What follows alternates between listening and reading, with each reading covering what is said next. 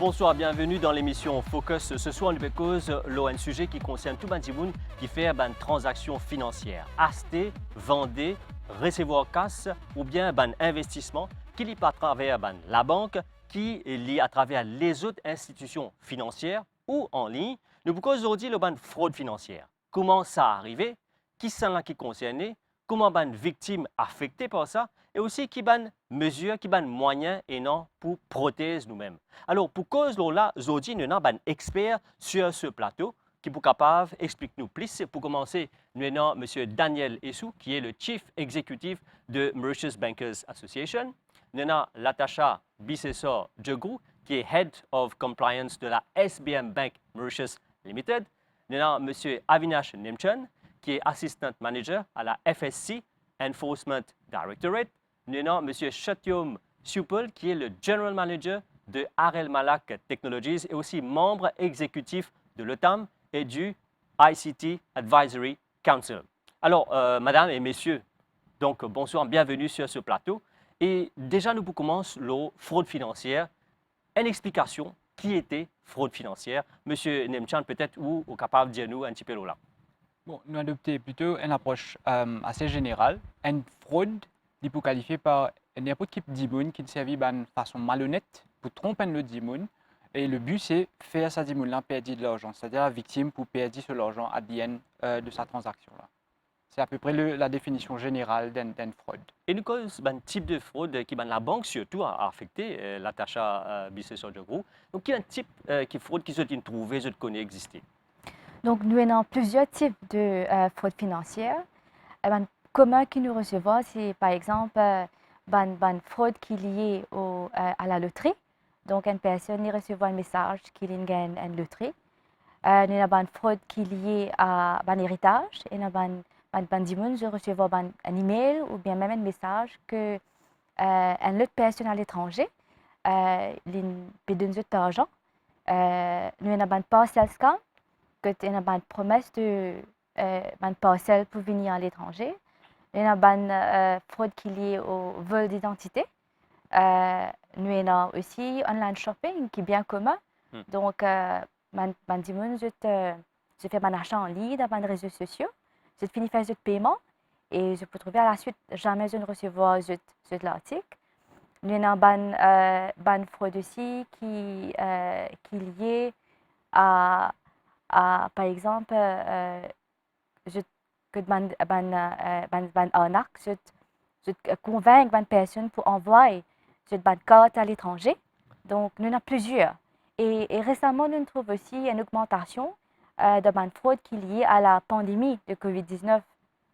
Par exemple, nous avons une fraude qui achat de produits médicaux, un masque. Donc, soi-disant, peut vendre en ligne, en bulk. Donc, pour comment dire, je t'acheter, mais par la suite, je n'ai pas gagné ce produit. Nous avons aussi, par exemple, un produit qui peut guérir une personne de COVID. Et il y a beaucoup de personnes qui finissent par acheter ce produit-là, mais qui jamais ne guérit. Alors, nous venons en général. Alors, quand ces affaires-là arrivent, par exemple, c'est une affaire qui paraît normale, qui paraît vraie, mais comment on reconnaît Daniel Essou? Première affaire, quand on trouve une affaire qui paraît pas normale, contactez-vous la banque. C'est la première affaire. Nous rapportez le plus vite qu'il est capable. Et à partir de là, où la banque peut guider où l'étape qui besoin suivre. Donc, des fois, vous pouvez besoin à la police faire une déposition. Et dépendant quel type de fraude il était, ce procédure peut varier. Des fois, il y a un mécanisme pour gagner l'argent. Des fois, il est plus compliqué, malheureusement, pour besoin passe par une poursuite, une procédure légale. Mais en première instance, il faut tout le temps ou surveiller ou statement, ou surveiller si on a un SMS là au téléphone, pas ignorer, dire bien, comprendre qu'il est arrivé. Et si vous avez un petit doute, contactez-vous la banque. Satyom, Supul, donc nous pouvons trouver là, c'est un type de fraude beaucoup relié avec technologie, c'est-à-dire téléphone, internet banking, code, beaucoup de technologie. C'est vrai qu'ils ont peuvent vivre dans le monde que nous entourés avec tous ces outils informatiques là.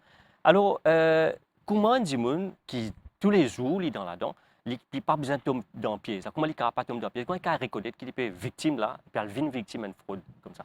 Tout d'abord, je peut-être que je peux envie rajouter un point avec une statistique très simple. Oui.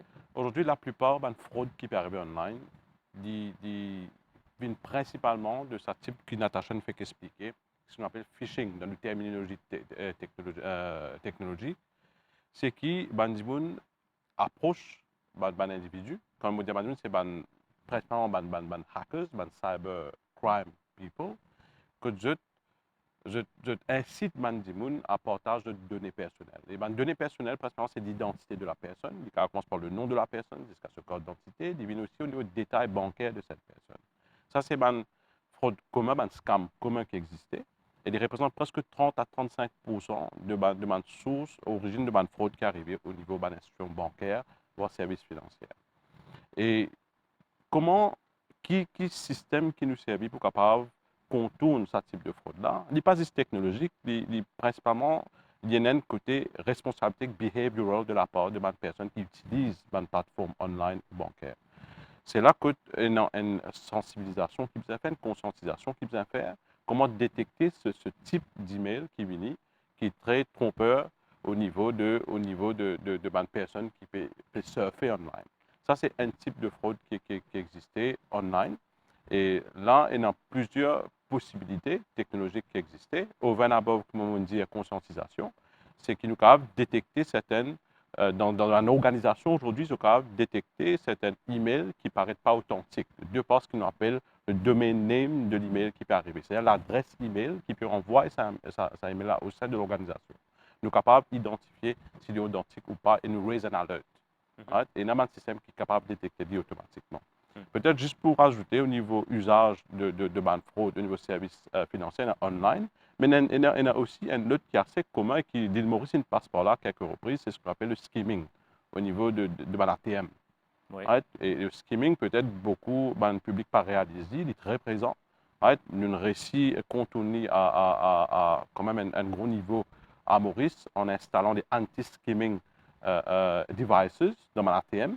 C'est quoi? C'est en fait quand on a un device qui est inséré à l'endroit où nous insérons nos codes pour faire une transaction sur l'ATM. Et ce que ça device a fait, c'est copier les données, les détails de la code de la personne qui peut insérer dans l'ATM.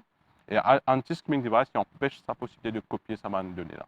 C'est là que tout ça devient, oui, une solution technologique, mais aussi il y a une partie de responsabilité du public qui peut faire usage de ça. Alors justement, quand on peut dire ça, le responsable de la banque, là, je ne trouve ça arrivé là. Est-ce qu'il a fait là?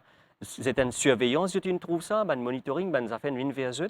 Avec la banque, peut-être Daniel Essou, bon, SBM est là, il y en a plusieurs la banque dans Maurice qui sont capables de trouver ces affaires-là. Comment ça s'est passé? La banque investit beaucoup d'argent dans la prévention de la fraude. En fait, c'est un gros item de dépenses. Et toute la banque, elle a beaucoup de systèmes de surveillance en interne. Donc, premier niveau de protection, c'est qu'il y a une machine qui est en place. Et il y a un système de protection là. Comment ça a un petit peu causé. Et il y a un anti-skimming, et il y a des autres affaires pour le dire pas capable de trouver le code, quand on peut mettre les, etc. Il y a beaucoup de petites affaires pour réduire la possibilité de fraude. Deuxièmement, la banque a un système bien sophistiqué pour surveiller les transactions. Donc, si tous les jours, par exemple, vous habituez dépenser 100, 200 roupies, 100, 200 roupies, il y a un seul côté d'une transaction 5000 roupies qui passait, eh bien, généralement, le système de la banque pourrait marquer ça. Et pour faire un petit coup d'œil qui était si normal. Alors, il y a tout un range de procédures, de systèmes qui est en place au niveau de chaque banque. Alors, Avinash Nemchan, est-ce qu'il y a des affaires, des complaintes qui viennent vers la FSI? Par exemple, on dit un individu souffert de ça, mais est-ce qu'il y a une entreprise aussi qui est capable, victime de ce type de fraude-là? Est-ce qu'ils viennent vers la FSI pour capable faire l'enquête, pour capable remettre l'information vers ça? Définitivement, c'est bon de préciser. Ce n'est pas juste un individu qui est victime de cette fraude-là, c'est aussi une entreprise, une personne légale. Oui, parfois, on a une licence de la FSI, vous êtes victime de hacking. À partir de ça, vous accèdez à compte de cette licence-là et vous faites un virement frauduleux. Tout d'abord, parce que c'est quelque chose de suspect, vous pouvez bien rapporter le cas à la FIU, parce que c'est une suspicious transaction, mais aussi vient la FSI pour rapporter le cas et à partir de ça, la FSI il peut faire son investigation dans ce cas-là et prendre les actions qui vont devoir être prises par rapport à nos entités et aussi communiquer nos findings que nous faisons nos investigations aux autorités concernées, incluant la police. Tu as nous bien sûr un petit peu en détail la législation, la loi comme ça. Mais là, nous envie connaître qui fait ça arriver? Qui fait une fraude financière, hacking? Qui fait ça arriver? Qui est le motif derrière ça? Bon, le motif est bien simple. Le criminel, il fait à l'argent, il fait un bénéfice. Et il y a une façon très simple où il accède à l'argent d'autrui. Et donc, la motivation, c'est surtout d'avoir de l'argent. Natacha, est-ce que c'est aussi facile qui là, les bons, les motivés, eh bien, ils ont envie de faire l'argent facile, bien sûr, l'argent circuler maintenant à travers une affaire ou un outil informatique devient plus facile. Est-ce qu'il est aussi facile pour faire ça? Les facile si nous pas conscientisons nos clients de ce qui peut passer actuellement. Donc, au niveau de la banque, nous nous sommes bien préparés. Donc, il y a une campagne qui nous fait pour conscientiser nos clients. Nos bénéficiaires sont bien formés, donc nous formons des bénéficiaires comment pour détecter la fraude, comment pour détecter les scam. Donc, bien souvent, nous avons des clients qui viennent dans nos branches pour faire certaines transactions, pour faire un versement. Donc, à ce moment-là, nos officiers nous posent des questions, surtout quand il y a un virement dans un compte tierce. Donc, et bien souvent, il y a des clients qui se réticents de ne pas redonner l'information. Mais là où c'est important de communiquer pour qu'ils soient capables de détecter ces transactions de scam et de fraude qui peut passer.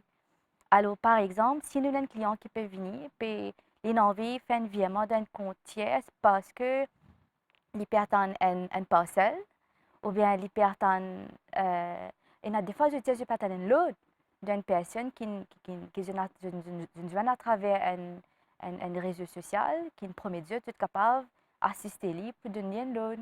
Donc, la personne vient, il dit qu'il a un petit virement pour un frais administratif. Alors, donc, il est facile si la personne n'est pas vigilante et si, et au niveau de la banque aussi, donc, il est facile si nous pas conscientisons nos bénéficiaires. Alors, quand nous cause, ça justement, on finit de dire là comment c'est capable d'arriver. Ben, du monde qui est victime, c'est il y a du monde comme un professionnel, et il y a aussi ben, du monde qui peut-être, comment on peut dire, je peux assez d'informations. Nous sommes capables de dire à une personne du troisième âge qui ramasse une quantité d'argent pendant toute longue sur la vie, il fait sur une savings, il peut avoir ces informations-là, il connaît sur la banque, il ne connaît pas comment quelqu'un qui une attaque, comment tu peux dire, là, il y a des affaires, un skimming qui n'arrive à travers ATM. Alors, est-ce que quand même du monde vient vers la banque, par exemple, c'est éduquer, conscientiser les officiers avec qui ils gagnent une interaction? Il y a plusieurs types de conscientisation qui nous fait. Au niveau de la MBA, au niveau de régulateur, je partage bonne information, surtout bon type de fraude. Il y a pourtant qui nous reconnaissent que fraude évolue, bon scam évolue. Donc, quand le scammer réalise que voilà, ce type de scam-là n'est plus marché, donc il refait les autres scams. Donc, l'important, sa conscientisation-là est très importante. Aussi, donc, nous encourageons nos clients de éduquer themselves. Donc, je lis un journal, je discute un programme comme aujourd'hui. Et aussi, donc, quand la banque ou bien régulateur ou bien que ce soit l'MBA, je te partage l'information à travers les journaux, à travers plusieurs types de communication. Donc, l'important, je te suivre et l'important, je te réaliser. Et Daniel Lessou, tu as envie, donc, à bord d'un aspect où tu as envie de revenir là, ce que nous peux dire commencement, là, qui fait ça arriver, fraude financière? Ben, des fois, effectivement, des fois, la fraude fait partie d'une plus grande machine illégale. Donc, où qu'il faut, vous pourrez marquer un jour 20 000 roupies dans au compte et une sortie de suite. Oui. Et vous dites, ben, je ne vais pas perdre l'argent, je ne vais pas faire rien. Mais très souvent, il y a un criminel qui peut servir d'un mécanisme de fraude, soit pour blanchir l'argent, donc ça fait qu'il passe à travers comptes différents d'immunes. Comme ça, quand un immune retrace le paiement, il ne passe pas 25 comptes, il est impossible de suivre. Ou la deuxième raison, c'est qu'ils se financent par l'activité illégale, le terrorisme, ils financent le trafic humain, et ils ne sont pas capables de payer eux-mêmes. Donc, ils passent à travers le compte d'une autre personne, ou ils ont aucun lien avec vous, pour ils canalisent vers une autre. Donc, la fraude, effectivement, elle est capable pour l'enrichissement du criminel direct, c'est-à-dire que quelqu'un casse il peut mettre dans sa poche. Mais des fois aussi, c'est la pointe de l'iceberg et c'est lié à un environnement de criminalité. Donc, Avinash Temchen, donc, tu envie ajoute là par rapport à comment ça passait. En fait, une petite précision aussi. Nous sommes un criminel professionnel, c'est-à-dire un criminel de formation. Je travaille, par exemple, c'est gain ou détail bancaire, gain ou ban détail qui peut permettre, par exemple, voler l'identité. Et tout ça, mon information, là, bien souvent, je package li et je vendre li. Oui. Et je tenais un acheteur, par exemple, sur le dark web, ou carrément acheter une identité, par exemple, ou acheter mon identité, mon numéro de compte bancaire, mon numéro NIC, etc. De sorte que demain, avec cette information-là, ou qu'à impersoner moi, ou à prendre le nom ou gagner l'argent là, et que finalement, moi, je suis sommé de repayer ce loan-là. So, on a aussi un criminel de formation qui fait ça exprès pour autres revendre son information. Alors, ça, c'est un danger. Donc, ça veut dire que c'est un dimoun là qui peut faire là. C'est un dimoun extrêmement intelligent. Ça tient, M. Paul. Donc, tu n'es pas capable de venir un dimoun peut servir des affaires assez compliquées comme ça. En fait, c'est des schemers. Les gens qui font des scams sont très créatifs. Et définitivement, j'ai un background très poussé au niveau de la technologie. Quand nous causons des hackers, très souvent et malheureusement, nous avons tendance à dire que je fais ultimement avec le but d'encaisser beaucoup d'argent et voler des autres en faisant ces fraudes et ces scams. Mais vous pouvez étonner de voir qu'il y a un groupe de hackers qui fait juste pour le prestige. Ah. Et je hack un gros système bancaire, je hack un gouvernement sur le website. Je fais juste pour son propre prestige et je gagne plus de valeur pour faire d'autres bigger attacks. Je t'ai payé pour dans certains pays. La mauvaise cause vraiment au niveau de cyber warfare, capability au niveau international. Ça, c'est une réalité dans le monde qui nous dit dark web et aussi ban hack. C'est qu'il se trouvait récemment dans l'Ukraine, la guerre Ukraine, la Russie, qui se trouve certains malabons. malabons. Déjà fini rentre dans sa sphère de fonctionnement. Il est malheureux, mais il est là. Et nous pouvons vivre avec. C'est pour cela que nous pouvons utiliser une conscientisation de tout le monde autour de ce qui peut passer. Et deuxièmement, utilisation de la technologie, peut-être même d'une façon beaucoup plus poussée, pour ne pas dire à outrance, pour contrecarrer ce qui peut passer. Il bon connaît qu'avec la COVID, à travers le monde, nous traite à peu près 30 trillions de dollars de transactions en ligne en 2021. 30 trillions de dollars. Il donne nous une idée qui peut passer en termes de mouvement de cash online. Et il bon aussi connaît que pendant sa COVID-là, il y a beaucoup de gens qui ont découvert qu'il y a un fake website qui prétendent être un e-commerce website. Mon attaché est plus bonheur, il y a des gens qui passent commande et je ne pas gagner de passer les armées. Il y a plusieurs cas qui arrivés comme ça. Et ça, c'est pas mal avec le cas réglé au niveau technologique. On est capable de régler, oui, au niveau de l'entreprise qui investit énormément dans un système cyber security qui appelle firewall, qui appelle detection system pour empêcher de intruder dans notre environnement. Et il y a beaucoup, comme on appelle aujourd'hui, AI et machine learning qui est capable de comprendre le behavior d'un système informatique d'une entreprise pour comprendre côté de votre behavior qui est anormal et il pick up et il alert. Mais pour réunir quelque chose, il y a beaucoup plus au niveau responsabilité des gens qui utilisent l'informatique online. Et un niveau très important, c'est au-dessus de la famille même. Nous trouvons online les jeunes aujourd'hui et les enfants, comme on dit, ceux en dessous de 18 ans, qui ont une tablette, ils ont un mobile phone, ils sont capables d'essayer de contrôler en tant que parents dans la maison. Mais c'est moi, je ne pas hésiter à un moment pour rentrer sur social media, trouver un advertisement, je te compte un jeu, je peux buy online.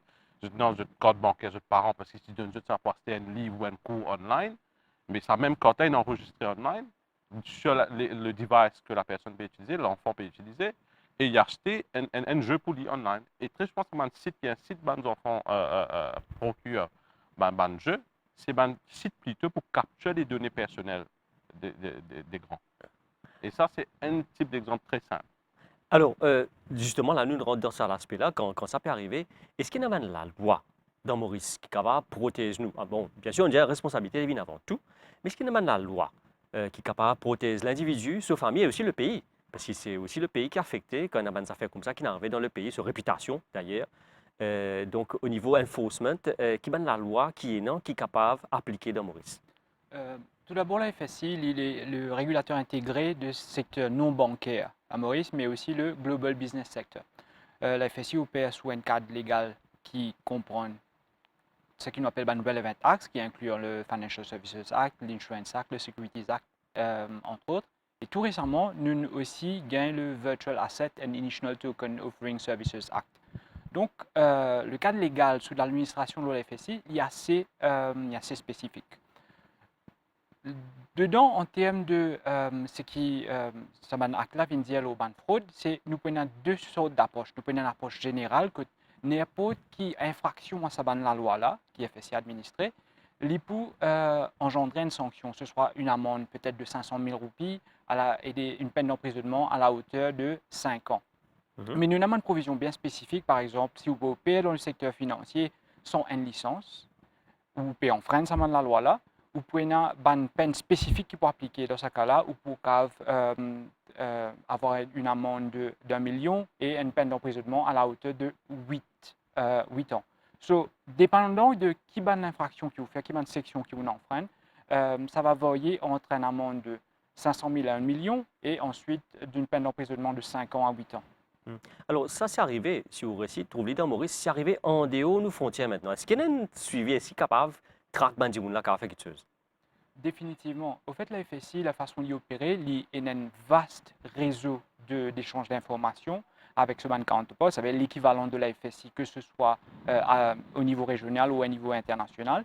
Et donc là, tout se passe en termes d'échange d'informations. Si nous avons une entité, par exemple, qui est basée à l'extérieur, qui est basée à Maurice, nous avons l'information, nous faisons nos investigations et nous avons envie de confirmer une donnée ou avoir une information depuis nous avons counterparts qui est basé à l'étranger. Nous pourrons recevoir l'information et nous servir pour les scènes de l'enquête. Où tu en viens au niveau international? Et peut-être côté technologique, il est un peu différent.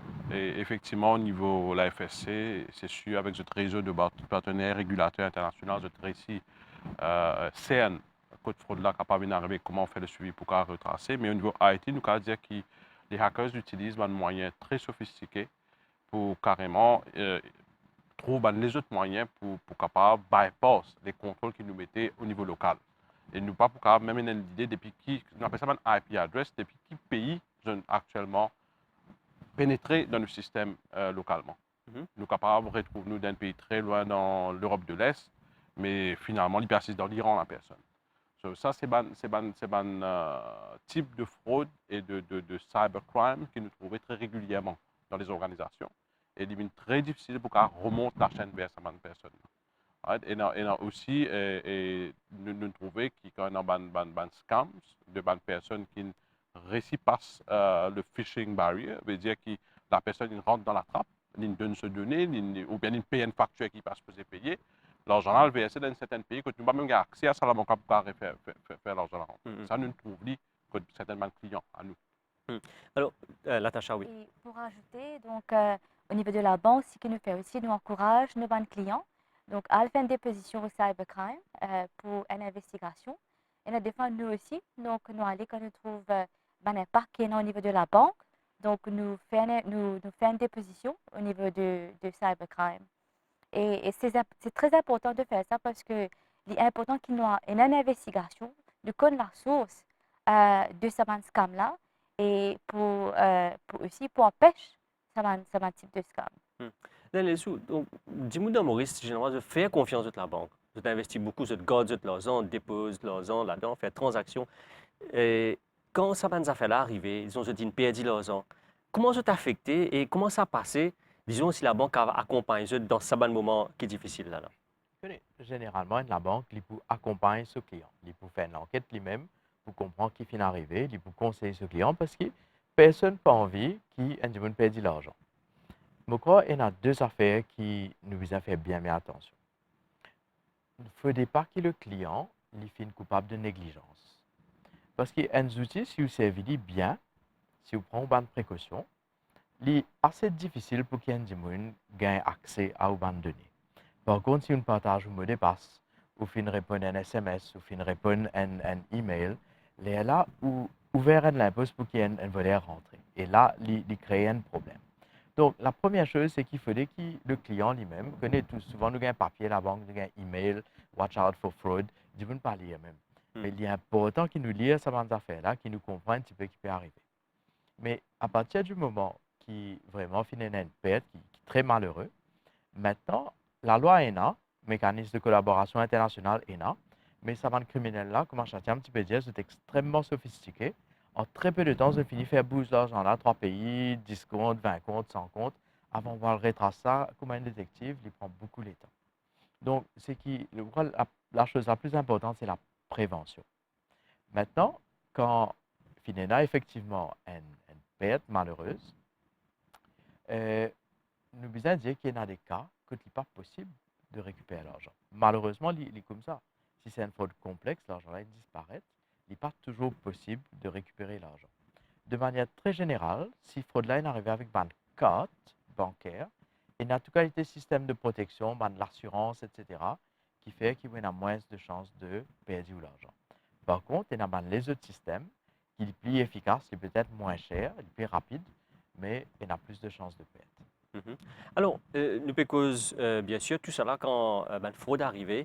Est-ce qu'il y a un moyen qui est capable d'avoir une synergie, un échange d'informations entre les différentes autorités qui nous ont dans Maurice, par exemple FSC, c'est one, FIU, la police, MRA, et les autres autorités, et aussi les opérateurs qui sont dans le secteur. Bon, il y a la banque, vous trouvez, les banques, mais il y a aussi les autres opérateurs, les assurances, par exemple, côté une transaction qui passait, investissement, ou les autres, là, nous cause surtout une entreprise, que ce soit locale ou internationale, qui peut gérer l'argent, wealth management companies, ou investment companies, qui sont capables de faire, est-ce qu'il y a une synergie entre tout ça là, pour capable déjà comment suivre les affaires, les tendances, parce que comme je disais tout à l'heure, les gens très intelligents, ils développent de nouvelles technologies, de nouvelles méthodes.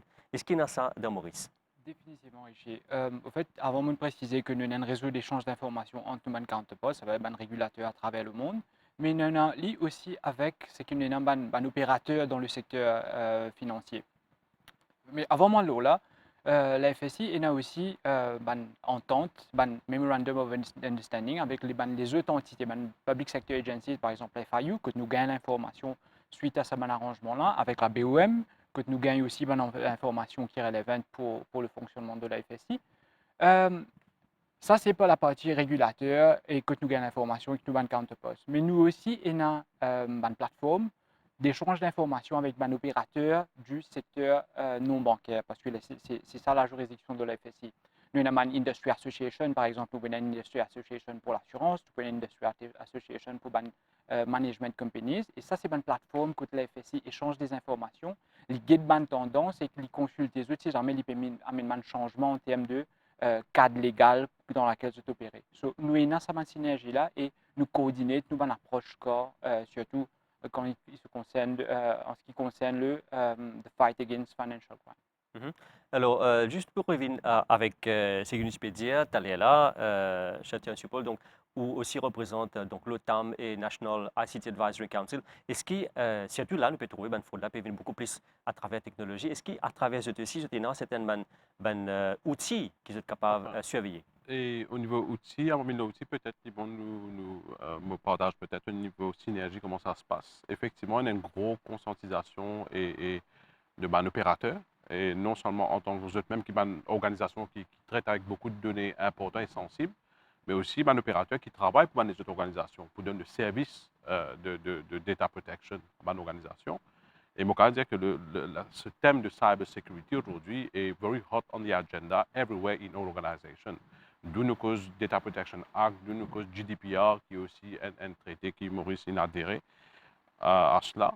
Et la bonne nouvelle, c'est que quelques semaines de cela, l'Union européenne a choisi Maurice pour être le hub pour ce qu'on appelle le Emergency Response Platform pour l'Afrique, qui veut dire que nous prenons quand même un gros poussé au niveau de comment on s'organise avec les outils qu'il faut pour capable et surveille l'attaque qui est en permanence au niveau que ce soit national, au niveau du gouvernement et aussi bien dans le pays qui pas de trafic peut rentrer et qui est anormal dans le pays. On peut simplifier, il y a ces techniques, oui. mais nous avons définitivement aujourd'hui un focus très clair au niveau cybersécurité et pour qui nous sommes capables de contenir ce gros risque qui nous peut faire par ça. Un dernier, quelque chose que je vais rajouter là, et il est bon noter qu'il y a des data breaches qui arrivent dans notre organisation, ils viennent très souvent de l'interne. Ils ne sont pas nécessairement hackers. Ils très souvent quelqu'un qui mal handle un document. Il a envoyé un passe qui n'est pas bizarre, involontairement, et dans d'autres cas, il fait volontairement aussi. C'est pour ça qu'aujourd'hui, technologiquement, il y a un système qui rentre dans le concept de data loss prevention, data leakage prevention, avec avec ban outils technologiques qui est utilisé pour capable classifier les datas correctement, assurer que ceux seulement qui ont droit à certains documents, qui ont droit à accès à cela, qui ont droit à faire documents, est-ce qu'ils ont envoyé en dehors de l'organisation et même within the organization que disposent envoyer. Et donc, mon plaisir, il y a un gros travail qui peut faire à ce niveau-là. Ah, et Maurice. je crois positif là-dessus. Alors, donc, troisième volet, c'est émission-là, comment éviter les pièges et aussi se protéger, comment se protéger, la prévention. Latacha, une affaire qui a de tout pécosé, tout le monde le social media, qui dit Facebook, dans tout TikTok, tu trouves les autres réseaux sociaux qui viennent, qui encouragent ben, du monde, soit acheter bonnes affaires, soit promettre d'autres bonnes affaires.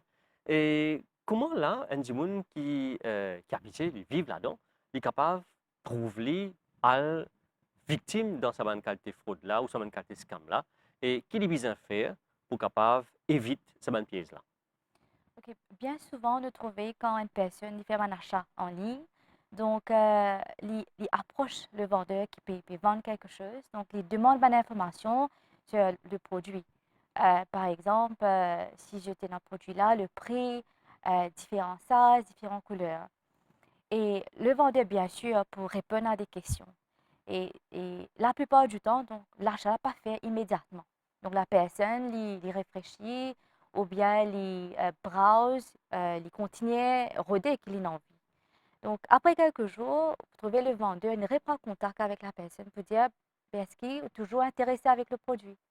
La personne, again, il peut dire oui, m'intéressé, mais je peux réfléchir. Dans 2 ou 3 jours encore, le vendeur il reprend contact avec le vendeur. Il dit ben, si vous êtes intéressé maintenant, mon produit peut finir, promotion peut finir, vous pouvez plus aller en stock. Si vous prenez, besoin prendre maintenant. Donc la personne, le victime, il senti dans l'urgence. Donc il n'a pas gagné le temps de réfléchir, il n'a pas gagné le temps de checker. Et il finit par tomber dans la piège, il achète ce produit-là. Et produit-là, ça m'est venu. Donc, c'est une technique de persuasion, c'est une technique, on appelle ça foot in the door technique, que je t'attends avant je te recommence à prendre contact avec cette bonne victime. Dans les sous, vous pensez où tu en viens, ajoute là, c'est qui l'attache peut dire, là, sa protection. Par exemple, un petit monde là, il peut acheter, il n'est pas connu. Donc, il n'est pas connu vraiment qui peut attendre, parce qu'il n'est pas trop non, il y a une trouve une photo. Ben, parce que social media, je suis content, invite peut-être nous, les téléspectateurs, à consulter nos pages social media de Mauritius Bankers Association. Et là, vous trouvez une vidéo. Et cette vidéo-là, il montre où comment ça va hackers là peut travailler. Il montre où comment un utilisateur normal ou peut taper des affaires ou peut mettre les. Et par derrière, il montre où qui ça dit là peut faire, comment il peut tirer ou date d'anniversaire, comment il peut tirer ou nom de jeune fille de ou maman, si vous avez un lycéen qui ce nom était, qui l'auto-conduit. Tout ça là, il paraît, ou l'adresse. Et tout ça, c'est des affaires qui permettent à les hackers de gagner accès à l'information. Et donc, je suis content d'inviter les gens à get un petit coup là. On a beaucoup de bonnes astuces, de bonnes tips pour protection. Et je invite le public vraiment à consulter ça et à essayer d'adopter cette bonne pratique-là. Alors, justement, ben, c'est simple qui est capable de faire. Nous trouvons dans ma vidéo, passer la télévision, les réseaux sociaux aussi, nous trouvons ça. Par exemple, la banque n'a pas vous demander ou code PIN, pas vous demander ou beaucoup d'informations qui pas vous demander, bien sûr. Mais c'est moi, parfois, nous trouvons, malgré tout ça, une campagne-là, il y a du monde qui finit par donner. Mais qu'est-ce qui fait ce tombe dans la pièce là? Malheureusement, un fraudeur, l'icône profite de la nature humaine. Et tout le monde, nous comptons, nous piquons une loterie, nous, dans tous sens. C'est un réflexe normal. Mais il y a une conséquence bien grave quand Oui. nous faisons ça. Donc, si un monde peut envoyer un message et vous pouvez gagner un SMS là, mais ce numéro-là, moi, envoyez-moi lui. Jamais, ce qu'on fait jamais, ou pas passer sa code là. Parce que là, vous pouvez permettre à un monde de prendre contrôle de l'Internet banking, qui est très dangereux. Combien de monde donne cette famille, cette carte, un code là, un tel, ah tiens, un peu l'argent pour moi revenir. C'est un grand danger. Combien de monde met ce date l'anniversaire, comment ce PIN pour les rappels. Il est dangereux. Hein? Combien de monde prend ce date l'anniversaire ou non, ce madame, lui mettez comment un password. Donc, tout ça, ces affaires-là, il est tellement facile que c'est un acte de négligence. Donc, nous, tout le temps, nous rappelle une précaution de base pour des affaires comme la carte, etc. Pas partage au code, pas partage au PIN, pas par partage photo ou carte. Hein? Des fois, on garde une copie le téléphone PSG. Et du coup, il y a tout, il y a un code, il y a tout. Des fois, on envoie password, SMS, donc toutes ces choses-là, il ne faut pas vous faire. Et deuxièmement, faites attention que l'information là ou même, vous pouvez mettre sur les réseaux sociaux. Hein? Des fois, comme vous dites, vous êtes un camarade sur la vie entière sur les social media là, mais quand il fait une fraude, il est facile, il prend ça et il tourne. Donc, et là, on fait appel privacy settings, il est bien ennuyeux pour lire des fois, mais prenez-y la peine, familiarisez-vous avec ça, il protège nous tout finalement. Alors, nous révélons ça online, shopping, tout ça là. Peut-être là, Tacha, la banque donne un code, un code crédit ou débit que vous êtes capable de servir, vous êtes capable de faire un achat. Et non, les autres façons aussi, bon, nous dire PayPal, c'est une façon de faire qui nous pensait de protéger. Mais seulement, il y a des gens qui, malgré les autres services, vous êtes un site qui nous dit sécuriser, vous êtes victime de ça. Et il y a quelque chose de pratique qui a fait ou ça? Code spécifique pour faire un achat, comment vous advise le client? Nous, ce qui nous informe de mon client, c'est pas ouvrir un compte pour un tiers, pas faire un paiement, un virement à un inconnu, pas partage ou code à personne, pas envoyer ou carte à l'étranger. Donc, beaucoup de nos clients qui viennent guetter nous, souvent, je dis à nous, quand nous payons une transaction et nous posent une question, donc je dis à nous, je donne une carte à l'étranger, et quelqu'un qui nous contacte les autres, il nous demande je donne des détails parce qu'il peut envoyer de l'argent. Je finis d'une autre carte, nous disons, donc quand je peux recevoir un SMS, donc vérifier, par exemple, si c'est un numéro qui va recevoir de la banque, et si en cas de doute, vérifier, donc aller dans une branche, contacter la personne qui va causer à la banque et vérifier si l'information-là est correcte ou pas. Alors, nous avons aussi une entreprise qui est capable, victime de ça, une entreprise qui fait une grosse transaction, peut-être nous cause dans Global Business, de faire une grosse transaction à l'étranger et au niveau de cette entreprise-là, qui a une mesure, qui a un moyen de capable de prendre pour sécuriser tout ce que vous faire et de une transaction et que vous n'êtes pas tomber victime de ce problème qui est là. Bien souvent, le mode de fonctionnement de cette entreprise-là, c'est-à-dire que vous avez une instruction pour faire un virement, etc. Bon, requirement qui normalement vous devez mettre en place, vous avez un système de control pour être assuré que cette instruction qui se peut gagner là, est légitime, est véritable, etc. Et finalement, il peut venir d'épisodes clients. Bien souvent, qu'ils ont fait soit follow-up, si je veux gagner un email avec un return instruction pour faire tel virement, probablement vous avez follow-up avec un petit coup de téléphone avec la personne pour confirmer vraiment est-ce que c'est la personne qui vraiment donne cette instruction-là. Donc, il y a une mesure qui se met en place pour ensure que je vérifier que l'instruction pour faire transfert, les vignes depuis ça dit qui vous besoin bénéficier de cet argent. Cette vérification, comme on dit, elle est là, vérifier avec les personnes qui vous connaissent. Mais si un Jimoun, comme on disait, il peut faire une transaction avec un pays qui est assez lointain, et il peut avoir grand moyen de vérification. Est-ce qu'il est capable de faire cette identité-là aussi? Arriver ça? Quand Jimoun, il connaît, comment vous dire, il a tellement d'informations, accès à toute bonne information, toute transaction, avec qui compagnie ou deal, les hack ou. Là, dans ce cas-là, on finit victime là. Qui recourt là, ben, entreprise là, capable. Bon, si jamais on finit retrouve vous, c'est-à-dire piégé ou arnaqué, on finit faire transfert là, normalement, vous besoin informer la banque, vous besoin informer la FIU et vous besoin venir avec la FSI avec les informations. Et à partir de ça, nous initier l'enquête. Alors, M. Paul, donc, nous cause le moyen de protection. Bien sûr, un individu nous dit un geste simple qui est capable. Nous trouvons beaucoup de gens maintenant, work from home, reste connecté assez longtemps, même à l'entreprise, peut encourager les gens à faire ça. Comment capable de mettre un système pour capable éviter qui vraiment est un vol de données et aussi ça ben tombe victime de sa fraude financière. Et comme je peux mentionner plus tôt, il y a dans la partie Data Protection Technologies qui permettent contrôle qui a accès à quoi en termes de documents, en termes de données dans l'entreprise et qui a le droit avec quoi, à qui, à quel moment et pour combien de temps aussi, la durée du document aussi, Oui. est capable de décider, paramétrer. Et non, avant tout cela, et non, aussi pour accompagner un système technologique qui empêche l'intrusion, empêche illegitimate access to our network, nous sommes capables et nous devons faire régulièrement ce qu'on appelle un vulnerability test, un penetration testing de nous l'environnement, pour assurer qu'il n'y ait aucune défaillance dans le système informatique.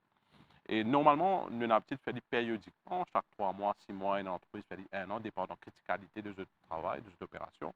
Mais aujourd'hui, il y a un système technologique qui le fait en permanence. On installe dans le système, dans l'environnement, et automatiquement faire une lecture totale de ce qui va passer en termes de trafic informatique dans l'entreprise. Et dit raise man alert pour dire côté man faiblesse et man défaillance. Et dit même proactivement trouve une solution pour bloquer certaines personnes qui peuvent essayer d'accéder au réseau qui ne pas supposé accéder. Ça, c'est des deuxième possibilité. Et au niveau, quand nous cause purement dans le contexte d'aujourd'hui, qui nous cause financial fraud scam, c'est des banques en ligne et je ne confirme ni, un card monitoring system que tout le public connaît aujourd'hui, qui quand je fais une transaction bancaire, la plupart des banques, je fais un phone call pour vérifier avec la personne, le card holder, est-ce que c'est lui-même qui peut faire sa transaction à telle heure, à tel moment, pour tel montant, dans tel magasin ou tel site. Et ça, il est très présent aujourd'hui par la plupart des banques commerciales. Et ça, c'est un système qui arrive à quand même arrêter pas mal de fraude sur des cartes bancaires. Et ça, nous besoin causer que nous la banque, assurer quand nous payons sur le code qui nous a ce contrôle-là. Et deuxième chose, qui nous aussi contrôle limite qui est dans le code. Nous limites de crédit. Il n'est pas trop intéressant dans plusieurs centaines de milliers groupés de possibilités. Dans certaines personnes, prennent parce que pour monter la facilité là. Mais je besoin aussi connaître quel type de risque dans le service online surtout. Et une autre solution tout court, pour moi, c'est ce que nous dit, des revenus à la personne qui utilise le système et ceux qui peuvent les autres aller dans certains sites parce qu'ils peuvent attirer, parce qu'ils peuvent offrir. C'est tout court, c'est contrôler la tentation de l'argent et de l'argent facile. Alors, justement, tout revient à cette tentation de faire de l'argent, qui m'a dit, on aller faire cette transaction-là, qui louche, qui est illégale et qui fait beaucoup de mal, ben, qui tombe dans sa piège-là. Alors, il y a aussi la réputation du pays, parce que nous connaissons le service financier et il a une réputation internationale, même le service bancaire, nous, la banque, assez cité dans le monde comme ayant une réputation. Alors, justement, là, qui nous capable de faire pour justement protéger ça? Seulement au niveau légal, ben, la loi, mais aussi au niveau de la campagne auprès de nos utilisateurs de ce service-là. Peut-être là, à Avinash, Nemchan. Tout d'abord, il y a une fonction statutaire de la FSI pour ensure que, tout d'abord, nous éduquons les consommateurs du secteur financier, les consumers of financial services, et nous improve notre awareness dans comment il marche, le système, comment ça marche, quels sont les investissements, quels sont les risques, mais aussi les bénéfices qu'ils sont capables de gagner à partir de quand on rentre dans sa domaine d'investissement. Ceci étant dit, la conscientisation est clé. La FSI, il y a ce qu'on appelle le Financial Services Fund, qui est établi sous la Financial Services Act. Et toutes les ressources de ce Financial Services Fund-là, sont dédiées à l'éducation des consommateurs. Qui la Financial Services Fund fait, c'est de développer une campagne. Par exemple, la dernière en date, c'est la campagne Reflex, que tu développes une vidéo, une infographie, un pamphlet et les autres matériels éducatifs qui disséminés à travers Maurice, à travers Rodrigue, mais aussi lorsque je fais une outreach sessions qui fait à travers Maurice encore une fois, ça matériel-là je partager. Et à partir de ça, nous avons aussi l'accès à cette information-là online, sur le site de la FSI, sur le social media page de la campagne Reflex. Où il y a cet aspect-là et conscientiser le public et à partir de ça, ensure que le système financier mauricien n'est pas utilisé pour les fins de fraude financière. Il y a dans sa émission-là beaucoup d'informations qu'il est capable de faire. Et pour conclure, Daniel Essou. Écoutez, moi, je peux dire qu'il ne fallait pas qu'il nous paniquions aussi. Maurice, en fait, c'est un pays assez safe par rapport à tout ça là. Et il ne fallait pas bien nous faire sortir dans cette affaire la liste grise du GAFI. Et ça veut dire qu'aujourd'hui, le cadre légal et le cadre de enforcement qui nous est là pour empêcher la criminalité financière, il est à jour. Nous avons un très bon cadre à Maurice. Donc déjà, moi, j'ai envie de rassurer le public que l'environnement est très correct à Maurice. Nous pouvons en à envier à beaucoup des autres pays. Mais la chose qu'il ne faut pas le public oublier, c'est toujours prendre précaution. Comment vous mettez le barreau dans la case, vous prenez cette précaution-là. Faites bien attention avec vos données bancaires et vos données personnelles aussi. Et avec de la précaution, vous pensez beaucoup de cas de fraude pour réduire. Natacha. Pour conclure, nous pouvons dire à nos clients faire plus attention. Méfiez-vous quand, surtout au niveau de ben, des réseaux sociaux, quand quelqu'un veut prendre contact avec vous, vérifiez aux bonnes informations. Et bien sûr, la banque est là. Si vous avez besoin de quoi que ce soit, des informations, donc la banque est là pour aider. Avinash? C'est rester vigilant, tout d'abord. Vérifier avant que vous investissez, avant que vous décidez de profiter d'une opportunité. Il a accès à l'information sur Internet à cette heure. Le site web de la FSI, il a énormément d'informations qui les investisseurs potentiels capables de servir. Si on approche, si quelqu'un approche ou il dit que bon, il y a une opportunité d'investissement, prends-les vite, ou bien un gros retour, etc. À faire une petite recherche sur nos websites. Il y a quelque chose qui s'appelle nos Register of Licenses. C'est un registre côté a tout le détenteur de licence de la FSI, que ce soit des individus ou des compagnies. À faire une vérification. Si jamais vous ne trouvez pas l'îlot là, probablement il y a une major red flag et la personne n'est pas forcément quelqu'un de net. So, faire du diligence et du coup même et faire attention surtout. Et Chatium, pour terminer? Moi, deux mots clés, c'est responsabilité et investissement. Responsabilité pour ceux qui font l'usage des outils informatiques, que ce soit sur des mobile apps, que ce soit online, sur des e-commerce sites ou quand je vais traiter avec la banque ou sur les plateformes bancaires. Et ces responsabilités qu'on n'est pas rentre dans n'importe quel piège, pas juste croire tout mail qui doit nous prendre recul, comprendre ce qui peut arriver. Et vous pensez là-dessus, conscientisation, pas pour arrêter, pour continuer. Toutes les banques peuvent faire, les associations peuvent faire, nous faire. Et deuxième, comme beaucoup d'investissements, pour moi aujourd'hui, le fait que un opérateur dans le domaine, nous connaît les risques. Et comme Daniel disait, il n'y a pas de panique, mais il y a quand même un moment de responsabilité que nous équipons correctement pour faire face à day-to-day threat qui nous fait face. Peut-être ne pas réaliser parce qu'il ne pas trouver les attaques, les résultats des attaques, les conséquences des attaques d'une façon journalière, mais du bon qui nous connaît en permanence un attaque. C'est du système par feu, c'est du système de contrôle qui peut empêcher une attaque d'arriver. C'est pour cela que l'investissement devient un must pour une entreprise dans ce qu'on appelle cyber security solutions. Voilà, donc nous avons assez d'informations sur ce sujet, mais la campagne d'éducation, de conscientisation, elle continue, informe même, l'autre site sécurisé bien sûr, que nous avons invité de nous. Et aussi, donc merci beaucoup au fin de suivre l'émission là. Alors restez vigilants par rapport aux fraudes financières. Au revoir, bonsoir.